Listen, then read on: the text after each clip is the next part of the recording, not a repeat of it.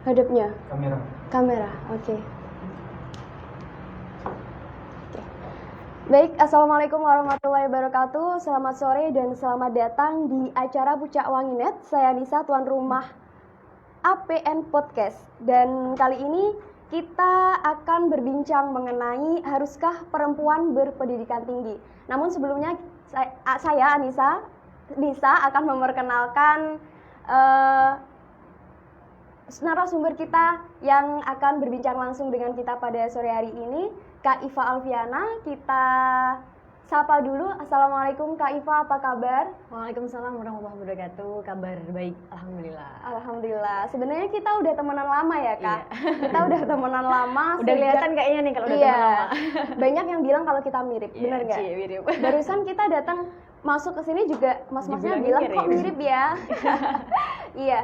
Sebenarnya kita udah lama banget temenan dan cukup lama juga nggak ketemu. Alhamdulillah akhirnya bisa ketemu di acara Ansor Pucak Wanginet pada sore hari ini.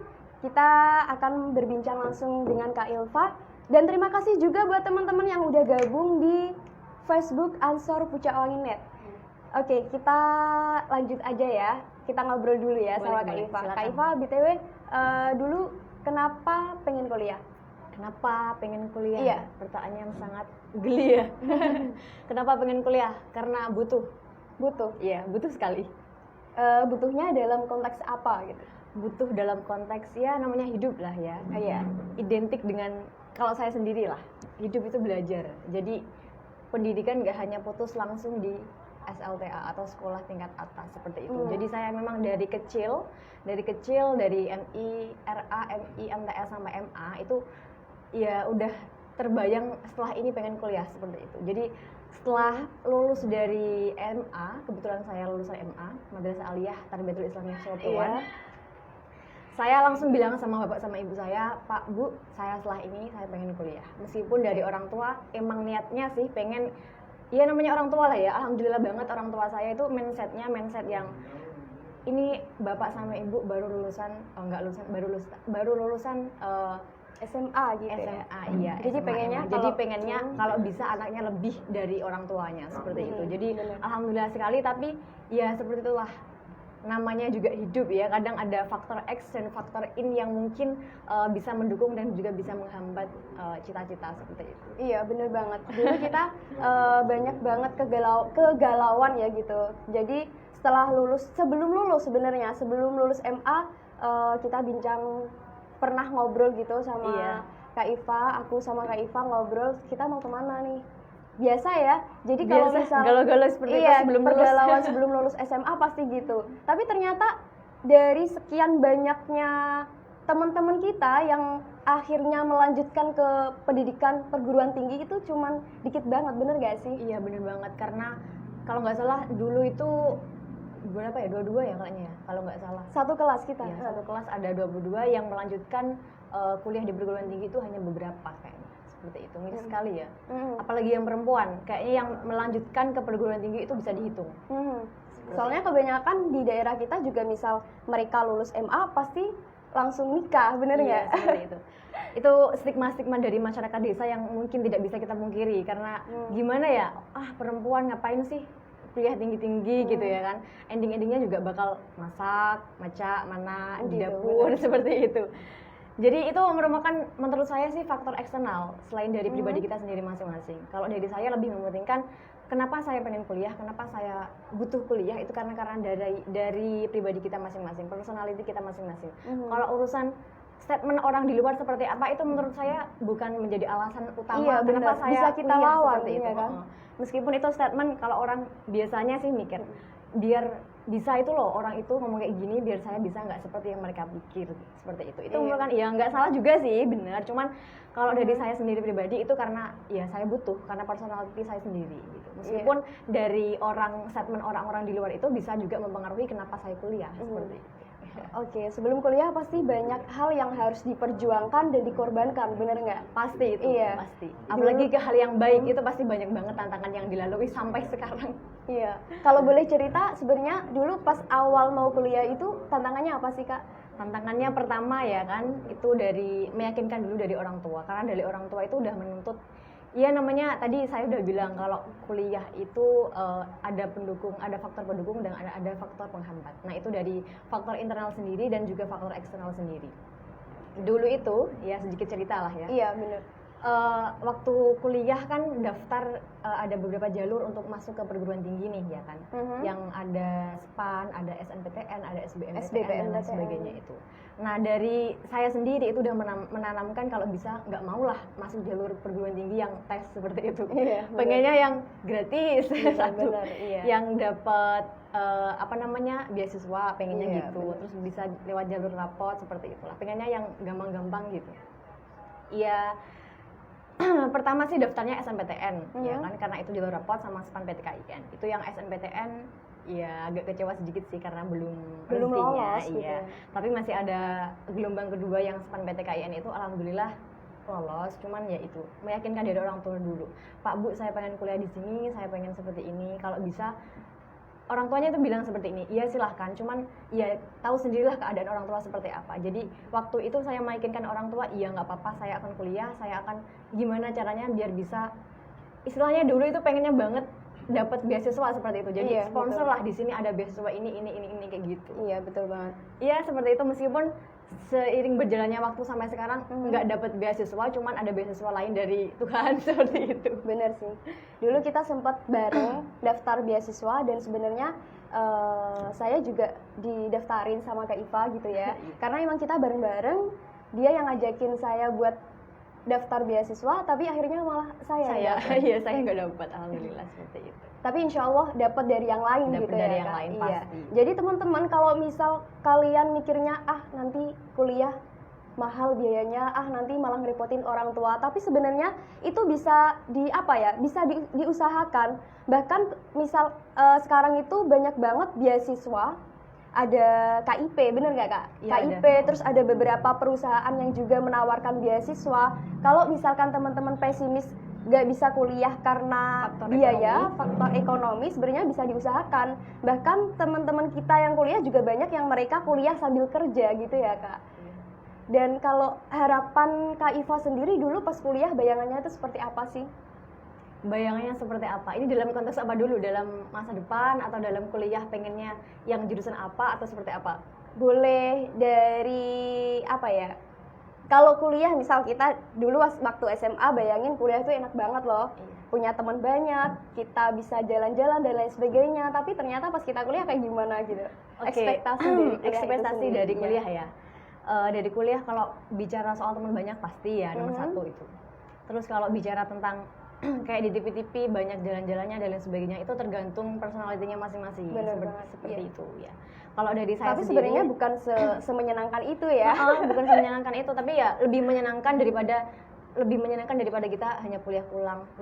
Bener banget, iya. Itu. Jadi cerita sedikit lah ya, waktu di kuliah itu saya memang dari pribadi saya sendiri itu kalau bisa nggak mau lah kuliah langsung pulang tidur kos, kayak hidup gak ada apa-apanya gitu loh ya, kayak kurang produktif. Kurang produktif, nggak progres sama sekali gitu. Jadi saya waktu kuliah itu ikut di salah satu organisasi kampus, yaitu organisasi Racana. Iya betul. Di Pramuka seperti itu. Jadi banyak banget yang saya dapatkan dari organisasi tersebut. Jadi nggak hanya yang dilihatkan dari, mungkin yang kita lihat dari kuliah itu enak banget ya, bisa jalan-jalan, bisa hangout ke sana kemari seperti itu. Tapi tergantung pribadi kita masing-masing seperti itu. Iya sih, benar. Jadi Kak Iva ini sejak dari semester 1 awal masuk kuliah sebenarnya udah daftar ke organisasi Racana gitu ya. Iya, teman-teman yang banyak juga yang ikut organisasi, dan itu bagus banget buat kita karena dari situ kita bisa belajar banyak hal, bisa ketemu sama orang-orang baru, dan dari organisasi itu juga akhirnya Kak Iva bisa kemana Kak waktu itu? Di NTT, bener gak sih? Oh iya. Itu waktu ikut acara KKN Nusantara kemarin. Iya betul. Jadi siapa aja yang mungkin nggak hanya laki-laki saja, mungkin kita di sini kita bicara tentang perempuan dan pendidikan ya. Iya betul. Jadi kita di sini tidak memberikan batas kepada perempuan, meskipun perempuan itu identik dengan kata batas ya. Iya, batas untuk menutup seperti ini, batas untuk seperti ini, tapi kita itu memiliki mimpi yang tidak terbatas seperti itu. Kita memiliki mimpi yang kita bisa mengupayakannya tanpa batas. Jadi waktu ini masih belajar. Jadi saya kemarin waktu di KKN Nusantara itu banyak banget pengalaman yang saya lihat, mungkin lebih dari sisi pendidik ya, pendidikan atau pendidik. SDM katakanlah di daerah 3T, seperti halnya kita tahu sendirilah daerah 3T itu seperti apa. Jadi untuk SDM pendidik itu sangat dibutuhkan sekali. Seperti itu. Bagaimana cara kita mendidik, bagaimana cara kita memberikan mencerdaskan kehidupan bangsa untuk anak-anak kelak itu sangat dibutuhkan sekali di sana. Iya, karena betul. saya lihat banget orang tua atau lebih khususnya ibu mendidik anak-anaknya seperti apa itu gimana ya, agak atau enggak, mereka kurang pengetahuan dalam memberikan pendidikan kepada seorang anak gitu ya. Gimana ya, atau mungkin karena budayanya beda atau karena apa nggak tahu ya, tapi kalau dari saya sendiri, dari sudut pandang saya sendiri, cara mereka mendidik anak-anaknya itu lebih dengan kekerasan seperti itu. Jadi ya gimana ya, kalau menurut saya kan kalau orang tua, lebih khususnya perempuan yang mungkin lebih menjadi madrasatul ula untuk anak-anaknya, itu kan lebih mengetahui dan menentukan karakter anaknya itu seperti apa. Bukan menentukan, tapi mengetahui dan mendidik anak-anaknya seperti apa, seperti itu. Benar sih. Jadi mungkin juga karena kalau dibandingkan di NTT dengan di sini, tingkat pendidikannya itu udah beda banget gitu ya. Kita udah lumayan jarang banget anak yang nggak sekolah di sini, beda banget sama yang di sana gitu. Jadi memang pentingnya pendidikan untuk perempuan, salah satunya alasannya juga memang itu. Ketika perempuan memiliki pendidikan yang tinggi, pasti mereka juga akan melahirkan anak-anak yang cerdas sebenarnya. Seperti itu, benar sekali. Karena tujuan umum pendidikan adalah untuk mencerdaskan kehidupan bangsa, dan perempuan itu merupakan madrasatul ula untuk anak-anaknya. Jadi saling berkontribusi, saling berhubungan lah ya antara perempuan dan pendidikan itu sangat penting sekali. Jadi karena statement mungkin orang-orang desa yang seperti itu tuh menurut saya apa sih gitu loh. Kita tidak hanya menyuarakan bahwa perempuan bisa seperti ini, perempuan bisa seperti ini, tidak. Tapi kita harus bisa membuktikan bahwa perempuan yang berpendidikan tinggi bisa mencetak anak yang soleh-solehah dan cerdas. Seperti itu. Karena bisa kita lihat sendirilah ya secara normatif bagaimana polemik atau bangsa Indonesia sendiri seperti apa. Jadi karena itu mungkin kita bisa lihat sendiri permasalahan problematika seperti apa. Salah satu cara bagaimana kita menanganinya itu dengan menciptakan atau dengan melahirkan anak-anak yang soleh-soleh dan cerdas seperti itu untuk mencerdaskan kehidupan bangsa. Iya, benarnya seperti itu sih. Karena kenapa ya Kak? Misalkan kita di masyarakat, stigma masyarakat memang seperti itu dari dulu. Itu mereka yang sangat lekat sekali sama mereka sekarang. menganggap bahwa perempuan itu tugasnya adalah menikah, memasak dan juga melahirkan. Jadi kita bisa menyuarakan kepada masyarakat, dan mungkin dengan kita memberikan contoh seperti itu ya, kita memberikan contoh kepada mereka bahwa seorang perempuan juga bisa memiliki pendidikan yang tinggi dan bisa lebih produktif seperti itu. Kalau menurut Kak Iva, apa yang bisa didapatkan dari Kak Iva selama ini kuliah atau belajar gitu? Yang didapatkan ya, ini lebih ke pendidikan karena memang sesuai dengan jurusan saya. Ini bicara tentang jurusan ya, bukan organisasi lain. Yang kuliah yang saya dapatkan ya sebagai pendidik, bagaimana caralah bisa menjadi pendidik yang profesional, bagaimana caranya bisa menjadi pendidik yang memberikan pembelajaran yang bermakna untuk anak-anak, untuk peserta didik dan lain sebagainya, seperti itu. Karena kita bisa lihat sendirilah sekarang ini keadaan pendidikan sekarang, karena ini tahu sendirilah ya pandemi sekarang seperti apa. Banyak yang dirumahkan gitu ya. Jadi kebetulan di segmen sebelumnya kemarin juga udah ada narasumber yang menjelaskan tentang pandemi pendidikan di masa pandemi seperti itu. Kemarin kayaknya kalau nggak salah ada statement bahwa karena pandemi tersebut, bukan karena sih, dari adanya pandemi tersebut itu bisa tingkat menikah kayaknya kalau nggak salah semakin tinggi. Tingkat pernikahan itu semakin tinggi. Iya betul.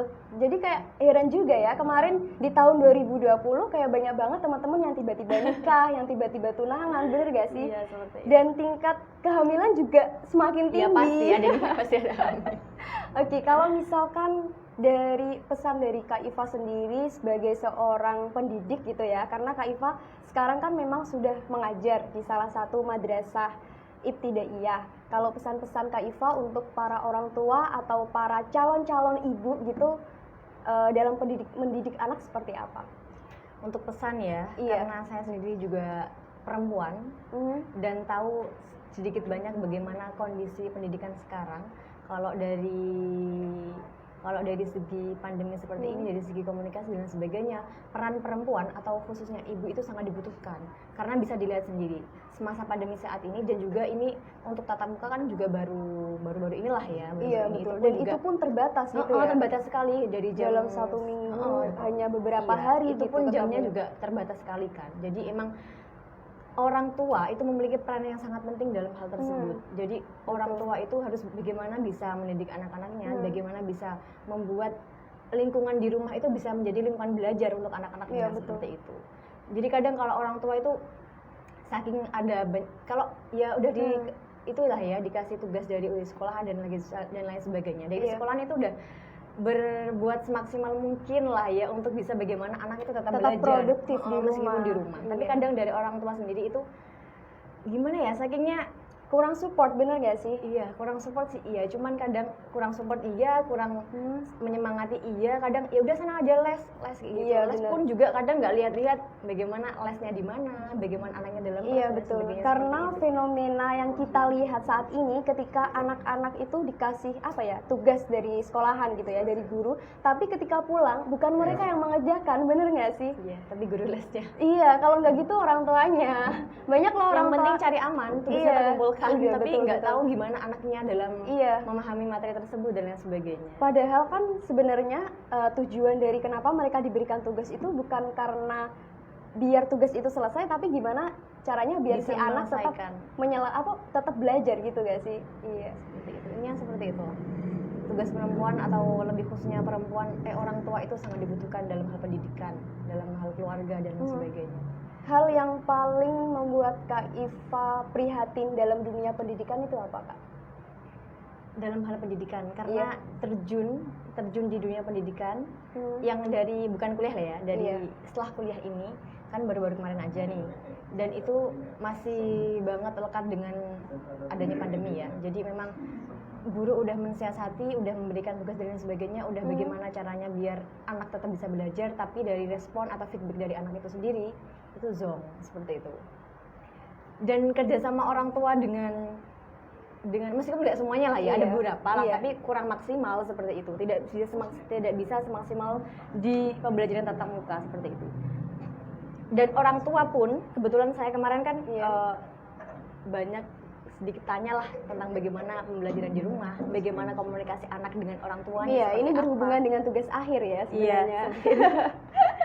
Bagaimana komunikasi anak dengan orang tuanya, seperti itu nggak semua orang tua itu gimana ya memberikan komunikasi yang efektif kepada anaknya. Jadi komunikasi dengan anak dengan orang tuanya aja tidak terjalin dengan baik, bagaimana bisa menciptakan pembelajaran yang efektif di rumah seperti itu. Meskipun perempuan atau orang tua, ibu khususnya hanya sebagai fasilitator lah ya, meskipun tidak bisa memberikan atau memfasilitasi materi sesuai dengan pembelajaran yang diberikan oleh guru, tapi setidaknya kan bisa memberikan fasilitator sebagai fasilitator seperti setidaknya itu. mereka bisa meluangkan waktu dan menemani anak-anak mereka belajar gitu ya. Orang sekarang belajar juga mudah, buka HP, searching di YouTube pasti ada jawabannya. Ada. Pembelajaran juga udah semuanya lengkap di situ. Iya. Cuman kadang ya gitulah, nggak tahu juga ya. Iya. Orang tua kadang ya sibuk sana sini. Iya, itu salah satu hal yang yang mengharuskan kita sebagai seorang perempuan itu memiliki pendidikan. Kadang banyak dari mereka itu yang nggak sadar pentingnya pendidikan gitu. Apalagi waktu lihat yang di pelosok-pelosok desa kayak gitu, banyak banget yang seharusnya sekolah malah nggak sekolah, seperti itu. Iya, seperti yang kakak lihat waktu kakak di NTT, bener nggak? Ya, itu dan juga. dulu aku juga pernah di salah satu desa sosial yang di situ semua anak-anaknya memang belajar, tetapi belajarnya mereka berangkat sekolah, abis itu pulang terus ngamen, kayak gitu. Sebenarnya nggak hanya di NTT aja sih, di dekat-dekat sini, di seperti itu juga sebenarnya banyak ya. Masih banyak yang seperti itu. Masih banget yang sangat membutuhkan saluran tangan kita untuk menyadarkan pentingnya pendidikan itu seperti apa. Terutama untuk perempuan ya kan, karena perempuan nantinya juga akan jadi ibu, dan ibu yang cerdas pasti akan melahirkan anak-anak yang cerdas pula. Ya seperti itu, kadang kita lihat anaknya kok gini, ya karena salah satu alasan itu ya cara kita bagaimana memberikan solusi yaitu dengan orang tuanya sadar dulu akan pendidikan. Kalau orang tuanya udah sadar, ibunya udah sadar, ya udah tinggal menyadarkan anaknya. Bagaimana kan pendidikan yang pertama itu bagi anak-anaknya kan orang tua atau keluarga, seorang ibu apalagi itu ya. Karena ibu biasanya lebih banyak meluangkan waktunya untuk anak-anak. Kalau menurut Kak Iva, hal apa yang paling penting untuk dilakukan seorang ibu dalam memberikan pendidikan kepada anaknya? Yang pertama tentu sadar dulu ya. Kadang orang itu meskipun udah dikasih tahu kewajiban dan lain sebagainya, kewajiban orang tua, kewajiban itu ibu itu mendidik anak-anaknya. Bagaimana anaknya bisa ini kayak gitu. Meskipun tahu, tapi kalau nggak sadar, ya sama aja bohong, nggak terlaksana kayak gitu. Jadi mereka tahu tapi tidak melaksanakan itu. Iya, karena kadang nggak tahu ya. Yang menurut saya sendiri, yang pertama itu kesadaran dari kita masing-masing, personality kita masing-masing. Jadi apapun, kita nggak hanya bicara tentang orang tua, nggak hanya bicara tentang tugas perempuan dalam mendidik. Sebenarnya menurut saya, ini juga pengalaman sih sebenarnya. Iya, betul. Banyak pengalaman. Banyak banget kewajiban dan tugas yang udah kita tahu, cuman kalau kita nggak sadar, sekalipun orang di sekitarnya itu memberikan efek atau memberikan dorongan seperti apa, tapi kalau dalam personality kita sendiri tidak ada kesadaran untuk membangun, tidak ada kesadaran untuk berbuat baik lah, untuk menjalankan kewajiban dan tugasnya sebagaimana semestinya, itu menurut saya agak susah gitu. Iya betul, karena memang bukan dari dirinya sendiri gitu ya. Terus kalau untuk pesan Kak Iva untuk perempuan-perempuan yang ada di sekitar kita lah ya, yang ada di Indonesia kayaknya terlalu berat gitu ya. Pesan-pesan jangan kan Indonesia, dekat dulu aja.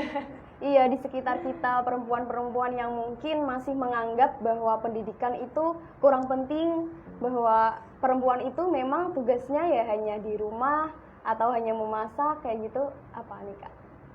Kalau dari saya sendiri pesannya ya itu sih, kita lihat aja bagaimana kondisi pendidikan saat ini, bagaimana keinginan ke depan untuk anak-anaknya seperti apa.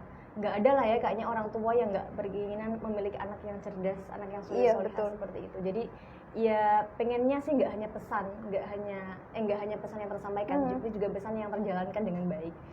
Ia berusaha untuk menjadi perempuan atau ibu khususnya dalam memberikan fasilitas atau menjadi fasilitator dan juga menjadi sumber belajar untuk anak-anaknya seperti itu. Karena pembelajaran yang pertama itu kan di keluarga seperti itu. Iya, meskipun kita udah memberikan pembelajaran, kita udah menitipkan anak kita untuk belajar, katakanlah belajar di madrasah ini, terus kalau kita belajar Al-Quran di TPQ ini, tapi perempuan dan khususnya orang tua atau ibu itu juga memiliki tugas dalam mengontrol anak, dalam tahu anak perkembangan anaknya, tahu dalam progres anaknya seperti apa, seperti itu. Karena memang seperti yang udah Kak Iva katakan tadi ya, seorang guru atau pengajar dan juga orang tua sebenarnya itu harus memiliki ikatan yang bagus untuk mengontrol anak itu sendiri. Ketika sebenarnya kan anak itu memiliki waktu lebih banyak di rumah daripada di sekolah. Iya, apalagi melihat adanya pandemi seperti ini, emang lebih banyak waktu di rumah daripada di sekolahan, seperti itu sih. Jadi memang peran orang tua, apalagi seorang ibu itu sangat penting sekali. Sangat dibutuhkan dalam mengasuh atau mendidik seorang anak gitu. BTW Kak Iva, boleh cerita-cerita pengalaman Kak Iva selama mengajar ini gimana? Selama mengajar ya? Iya. Pengalaman selama mengajar. Jadi pendidik itu tiap hari kayaknya mikir bagaimana cara mendidik anak dengan berbagai karakteristik yang berbeda-beda ya. Ya satu itu intinya memberikan pembelajaran yang bermakna. Bermakna dalam artian ini banyak banget yang harus kita kita pikir, kita persiapkan untuk bagaimana bisa memberikan pembelajaran yang bermakna. Salah satunya yaitu dengan mengetahui bagaimana karakteristik anak si anak itu. Iya. Karena kalau kita memberikan pembelajaran tidak dengan sesuai karakteristik anak itu agak gimana ya, agak susah. Pesannya gitu. Kurang dapet gitu nggak sih? Kalau dari segi komunikasi itu pesan yang disampaikan bisa diterima, cuman dari feedback anaknya itu mungkin tidak sesuai dengan apa yang diinginkan oleh seorang pendidik pesan, itu ya, atau pendidik seperti itu. Karena memang ketika kita menghadapi dalam satu kelas ada 20 anak atau 15 anak, pasti mereka memiliki karakter yang beda-beda. Iya, pasti itu. Dan itu hal yang cukup itu ya, PR banget buat seorang pendidik. Iya. kalau jadi tiap ketemu sama anak-anak, gimana ya anak ini biar bisa gini, gimana ya pendidikan, gimana ya pembelajaran biar bisa kayak gini, itu mikir terus gitu loh. Bener sih. Gitu. Soalnya kalau di perguruan tinggi kan lebih banyak teorinya, cuman kalau prakteknya kan jadi kita masing-masing yang betul. kayak gitu. Jadi kadang menyesuaikan teori dengan keadaan lapangan itu ya tantangannya sendiri, ada tantangannya sendiri seperti itu. Kalau apa ya Kak, kita kan udah, Kak Iva kan kuliah gitu ya, kuliah terus Kak Iva bisa gak sih kasih gambaran ke perempuan-perempuan atau adik-adik SMA kita yang mungkin lagi galau mau lanjutin kuliah atau enggak, bisa kasih motivasi gitu buat mereka biar mereka lebih semangat buat lanjutin pendidikan. Kalau masalah itu sih sama ya, kembali ke pribadi kita masing-masing. Kalau dari pribadinya nggak ada keinginan atau nggak ada kesadaran akan kebutuhan untuk belajar, ya seperti itu. Tapi sebenarnya banyak juga loh perempuan atau teman-teman adik-adik yang pengen kuliah tapi mereka kayak galau. Ini ada beberapa faktor seperti yang Kak Iva katakan tadi, faktor eksternal atau faktor internal. Mungkin dari diri mereka banyak yang mempunyai keinginan untuk melanjutkan, tapi mereka memikirkan banyak hal kayak nanti gimana ya kuliahnya, untuk pendidikannya nanti gimana ya, untuk ekonomi, pembayaran dan lain sebagainya kayak gitu. Kalau ekonomi menurut saya sendiri bukan menjadi salah satu faktor penghambat untuk pendidikan ya, karena ya kembali ke kita masing-masing. Kalau kita udah niat baik, insya Allah ada jalan seperti itu. Karena saya sudah mengalami sendiri bagaimana cara meyakinkan orang tua agar saya bisa kuliah, dan alhamdulillah bisa terlaksana sampai sekarang, insya Allah lagi. Itu kan, jadi orang tua yang pertama kali itu apa iya bisa gitu, iya bisa. Kalau niatnya baik, insya Allah bisa. Dan sekarang orang tua saya itu meyakini itu. Ketika ada niat baik, insya Allah ada jalan. Dan benar, setiap kali ada butuh uang, ada butuh apa untuk pendidikan dan sebagainya, itu pasti ada gitu. Iya benar sih. Sama, aku juga ngerasain kayak gitu. Ya, sama kan, kita kan juga sama-sama merasakan. Kita sama-sama merasakan dan kita dulu sama-sama berusaha untuk meyakinkan orang tua. Karena dari orang tua kita dulu itu kayak, oke, kamu boleh lanjut pendidikan, tapi ada beberapa kayak tetangga-tetangga gitu yang bilang, ngapain sih anakmu kuliah kayak gitu, bener nggak sih? Iya, jadi mereka jadi ikutan kendo buat nggak usah lah. Iya, bener. Sebenarnya juga itu. Yang paling penting itu emang dari diri kita sendiri. Bagaimana cara kita meyakinkan diri kita sendiri dan bagaimana cara kita meyakinkan lingkungan di sekitar kita, terlebih orang tua seperti itu sih. Betul. Dan kalau kita lihat kayaknya banyak juga adik-adik yang bingung bingung nanti mau ambil jurusan apa ya, dan ada juga yang mereka pengennya ambil ini tapi orang tuanya minta ini. Sebenarnya kalau dari Kak Iva sendiri kayak gitu nanggepinnya gimana sih? Kalau itu wajar sih, wajar-wajar aja. Kalau orang mau masuk perguruan tinggi tuh mungkin itu salah satu problematikanya ya, kegalauannya gitu ya, galau sendiri. Tapi kalau udah masuk nggak ada alasan salah kenapa saya masuk jurusan ini. Iya betul. Apalagi saya juga sama sepertinya. Pertama kali juga saya merasakan hal seperti itu. Oh bisa ya saya masuk sini gitu kan. Tapi semakin kesini semakin melihat keadaan bagaimana pendidikan Indonesia sekarang dan bagaimana seperti itu, jadi saya oh iya ya nggak ada salahnya juga saya di sini gitu. Apalagi langsung lihat real bagaimana keadaan pendidikan di pelosok-pelosok negeri kita tercinta ini, bagaimana situasinya seperti apa, bagaimana kekurangan SDM-nya itu sangat dirasakan sekali seperti itu. Jadi saya merasakan ada untungnya juga ya saya di sini. Ada hal beruntung banyak dan bersyukur gitu ya. Dan juga banyak tugas yang harus dipertanggungjawabkan seperti itu. Iya betul. Beruntung dan bersyukur karena akhirnya menjadi seorang tenaga pendidik dan bisa ikut serta dalam memajukan pendidikan Indonesia. Iya, itu tugas yang harus dipertanggungjawabkan sebenarnya juga. Iya senang, bersyukur, cuman ya mikir banyak ya harus apa yang bisa diperbuat setelah ini gitu. Banyak hal yang harus dipertanggungjawabkan seperti itu. Iya betul. Oke Kak Iva, kalau menurut Kak Iva, mengapa perempuan harus memiliki pendidikan yang tinggi? Karena perempuan merupakan madrasah pertama bagi anak-anaknya, seperti itu menurut saya. Itu jawaban yang mungkin udah familiar banget ya, udah sering banyak kita tapi dengar. Emang kita suka banget sama quotes itu ya. Tapi emang bukan hanya quotes yang kita sukai sih itu, cuman emang kebutuhan. Iya, kebutuhan yang harus kita jalankan sebagai perempuan seperti itu. Madrasah pertama bagi anak-anaknya gitu. Kan saya juga udah menjelaskan ya tadi. Meskipun kita belum jadi seorang ibu ya kan. Tapi udah memikirkan hal ke sana Iya, betul. gitu loh. Seperti itu sih.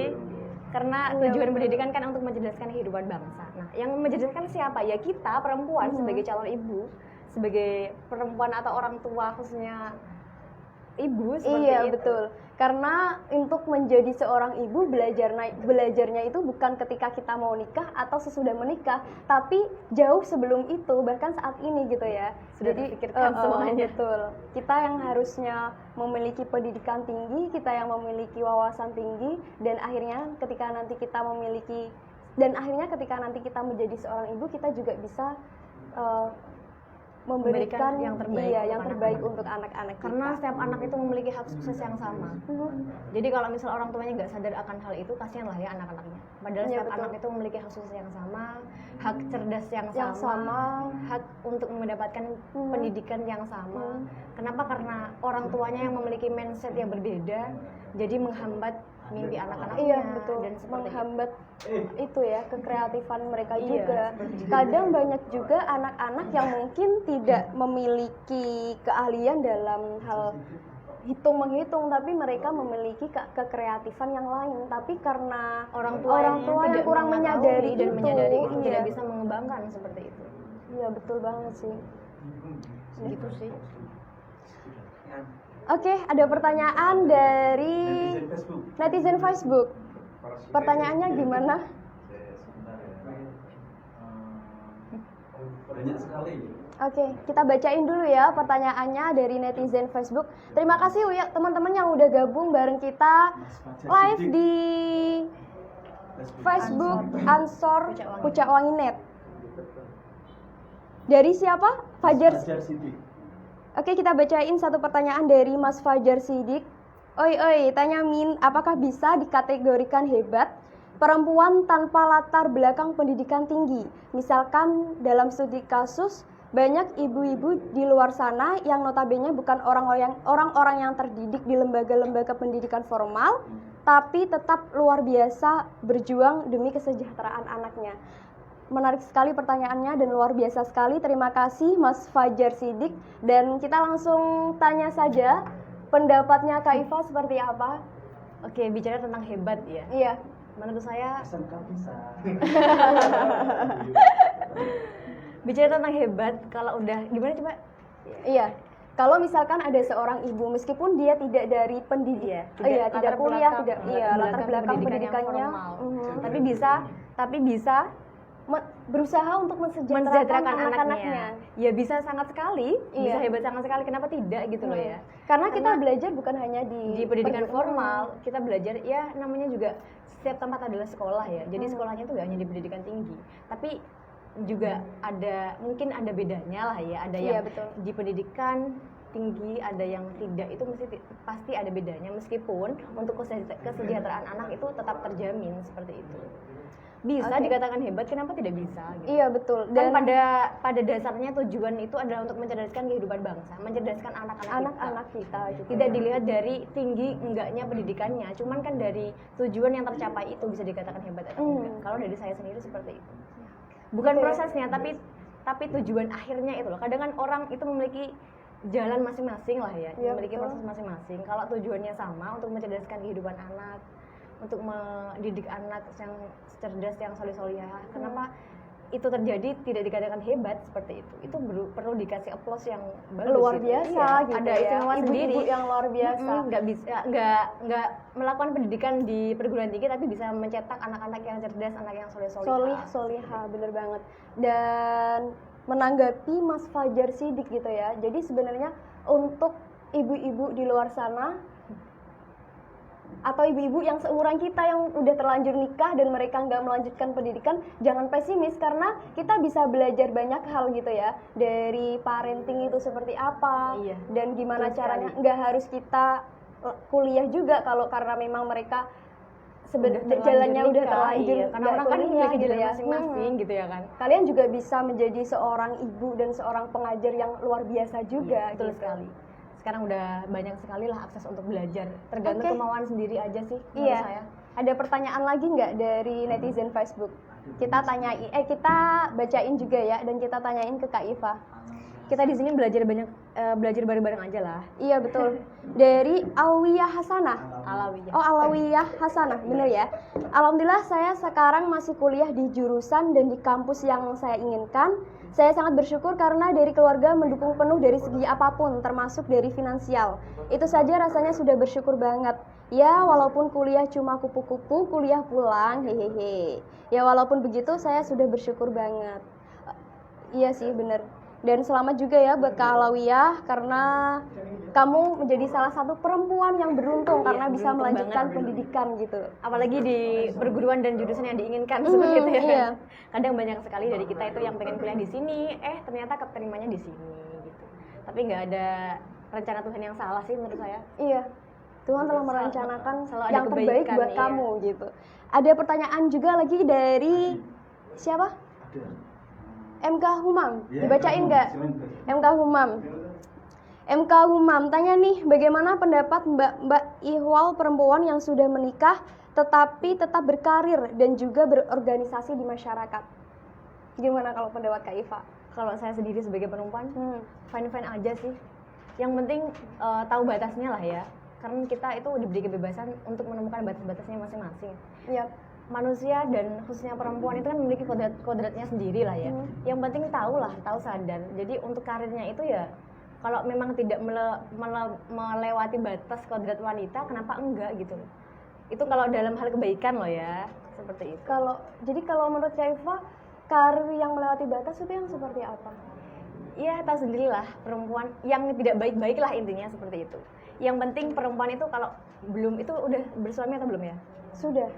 Iya. Yang udah memiliki anak tapi mereka tetap berkarir. Yang penting tidak lupalah kewajibannya akan tugas dari itu berarti kan mendouble dua itu ya, dua peran. Dua peran. Yang pertama peran sebagai istri atau udah kalau punya anak jadi ibu juga dan juga jadi wanita karir, 3 lagi ya. Kalau emang udah bisa memenuhi kewajiban dari ketiga peran tersebut, ya nggak apa-apa, fan-fan aja kalau dari saya sendiri seperti itu. Yang penting kewajiban yang mungkin untuk diprioritaskan itu tidak tertinggal seperti itu. Dan juga tahu sendiri lah, yang tanya pasti tahu sendiri. Dan juga perempuan, pemirsa setia Ansor Percawanginan juga pasti tahu. Kalau perempuan, khususnya lebih udah punya suami dan anak, kalau udah mau berkarir itu pasti udah satu lah ya, yang pasti udah dapat izin suami. Izin dari suami gitu. Dan juga meskipun udah dapat izin juga harus memperhitungkan kewajibannya dan tugas-tugasnya sebagai seorang istri dan juga sebagai orang ibu itu udah terpenuhi gitu. Kenapa enggak gitu? Kan kita hidup juga pengennya bermanfaat lah buat semuanya, gak hanya buat istri, gak hanya buat anak, buat suami, tapi buat semuanya. Iya betul. Kenapa tidak? Luar biasa sekali ya jawabannya Kak Iva. Tadi kita udah jawab pertanyaan dari MK Umam. Next kita bacain pertanyaan dari ada lagi siapa? Atau mungkin dari yang lain, dari jawaban-jawaban tadi, barangkali ada tanggapan, bolehlah ditinggalkan di kolom komentar. Nanti kita sama-sama boleh sharing ya. di sini lah. Betul, kita kita di sini saling belajar, saling sharing. Kalau misal teman-teman ada tanggapan dari jawabannya Kak Iva tadi, boleh dijawab di kolom komentarnya. Atau evaluasi juga boleh banget loh. Baca komentar ya. Oke, kita bacain dari yang gokil. Ada Munif Zakaria. Assalamualaikum Ukti. Waalaikumsalam Munif Zakaria. Thank you ya udah gabung bareng kita di acara Nganu Ngabuburit ala NU. Luar biasa sekali, kalian bisa nonton live setiap hari di Facebooknya Ansor Pucakwangi.net. Dan ada juga Andre Bahtiar, para perempuan penakluk badai. Wow. Badainya apa? Iya. Terlalu dramatis ini ya. Terus ada lagi dari Azza Rafasha, mau nanya nomor WA boleh Min? Ansor Pucakwangi.net, boleh nggak? Langsung datang ke sini. Jangan lupa buat bawa takjil sama buat buka puasa kita nanti. Ada dari Munif Zakaria, Masya Allah senyumnya narasumber merakyat sekali. Wah. Politik ini kayaknya dramatis. Thank you yang udah gabung. Ada Abu Rifai, kuliah nomor 2, nomor 1 yang mencintai kamu. Wow. Ada Revo, hai Revo, istimewa katanya. Terima kasih ya. Terus dari siapa udah ya? Revo, semangat buat Banom NU Pucakwangi. Ansor Soko Puluhan, kader-kader perempuan NU Pucakwangi terbaik telah tumbuh, luar biasa sekali. Doakan bisa tumbuh ya. Iya, betul. Doakan bisa tumbuh di sini. Oke. BTW ini udah jam 17.24, apa kita lanjut atau? Lanjut ke tema pesan terakhir mungkin closing Oke, siap. Thank you buat teman-teman yang udah gabung bareng kita di acara Nganu Ngabuburit ala NU, dan kalian bisa tonton langsung setiap hari di Facebooknya Ansor Pucakwangi Net. Kali ini kita, sebelum itu inti dari perbincangan kita pada sore hari ini bahwa perempuan itu harus memiliki pendidikan yang tinggi karena perempuan adalah Madrasatul Ula, pendidikan pertama, madrasah pertama bagi anak-anak nanti. Dan kali ini kita didukung oleh Ribos, pupuk organik sahabat petani, dan Lazisno. Untuk penutup kita pada sore hari ini, saya ingin mengutip satu kalimat dari Dian Sastro. Entah akan berkarir atau menjadi ibu rumah tangga, seorang wanita wajib berpendidikan tinggi, karena ia akan menjadi ibu. Ibu-ibu cerdas akan menghasilkan anak-anak yang cerdas. Terima kasih dan sampai jumpa. Wassalamualaikum warahmatullahi wabarakatuh. Waalaikumsalam warahmatullahi wabarakatuh.